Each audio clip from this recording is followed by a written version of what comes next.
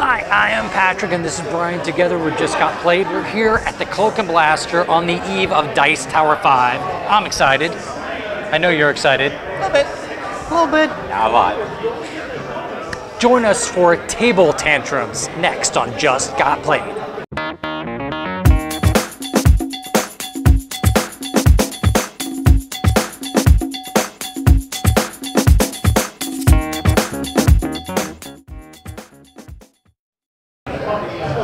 Brian, tell us about Table Tantrums.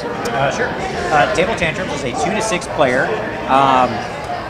board game, card game, in which each of the players are assuming the role of like a party event planner. They've been nominated to, there's a king or a lord or somebody, and he's going to be hosting a feast. And what he's done is he's turned it over to his consultants to lay out the guest list, to like seat everyone down so that there's no disruptions. Essentially, the premise of the game is set in like a medieval alternate history type theme. Now, basically, all the cards are dealt out to all the players, and each turn there's 3 different actions that take place. The first thing you can do is you can shift a character up or down on the table. The next thing you can do is you can play a condition card out of your hand onto one of the characters. And the final thing you can do is you can actually play one of the characters, or it's kind of like a reservation where they're going to sit. Now, where it gets spicy is each of the characters has abilities or texts on them that say this character must sit next to this other character, or this character cannot sit next to this other character. Or the board is actually comprised of 3 different tables that have been put together. There's a total of 23 spaces or seats on there, and some characters can't even sit at the same table as another character. Or some of the other cards might promote or demote the nobility status of a character. Each character generally has a rank of 1 through 6, and then there's some other, and then there's also another condition whether they're a noble or a commoner. So those all kind of like tie-ins and tags or conditions as to where characters can sit or not sit. So basically, the end of the game is when one of the players has exhausted all of the cards of their hand, and typically they're going to be the winner.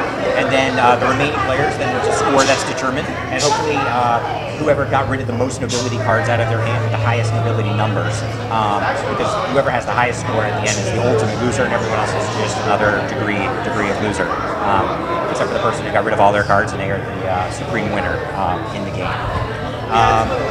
Some of the condition cards, I said, they can shift characters around the board, or they might change the status or the nobility of them, or add an extra condition like that must be satisfied, or create a disruption event. So you got to be careful in placing your events.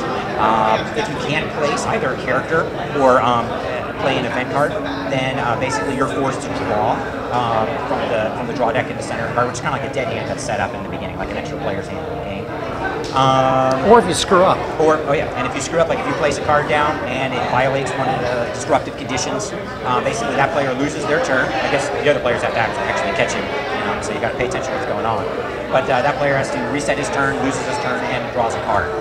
So with that, Patrick, what would you say is your favorite thing about Table Tantrums?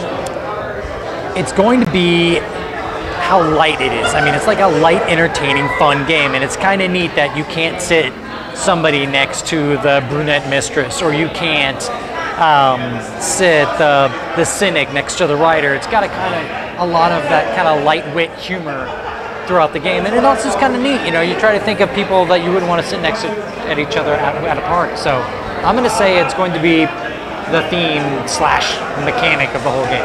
And there's one thing that you really like about it. It's going to be... My favorite thing is it's very easy in terms of rules to get up and going. It took maybe 5 minutes to read over the rules, and Patrick, he never reads the rules, and so I was able to teach it to him. It's because I don't know how to read, right? Yeah.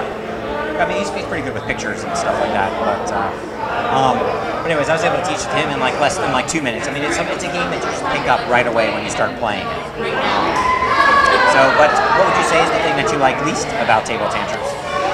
It seems like they were going for like a Renaissance Baroque art theme, but it also looks like it got mated with cartoons. So, I'm not opposed to Renaissance Baroque, but because it's kind of adventure timey Renaissance Baroque, that would I think be the weak point of the game is the art. Okay. And if you had to pick something, the thing that I would say I like least, I'd probably have to say maybe the table real estate, or maybe there's actually, I would say, an element of memory mechanic or facial recognition that's kind of that I found to play the game. A lot of the characters look very similar, and so when they get placed down there, each of the characters might have a condition, and if you don't kind of instantly recognize the facial character or their artwork, you got to go back and read the card, and they're micro cards.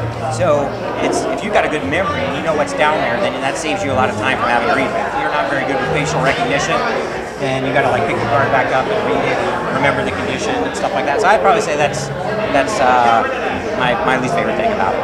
But anyways, I can see how that would kind of tie into the strategy of it too. So obviously, the more you play it, you'll know the characters. Yeah, you'll identify the cards a little bit better. Excuse me.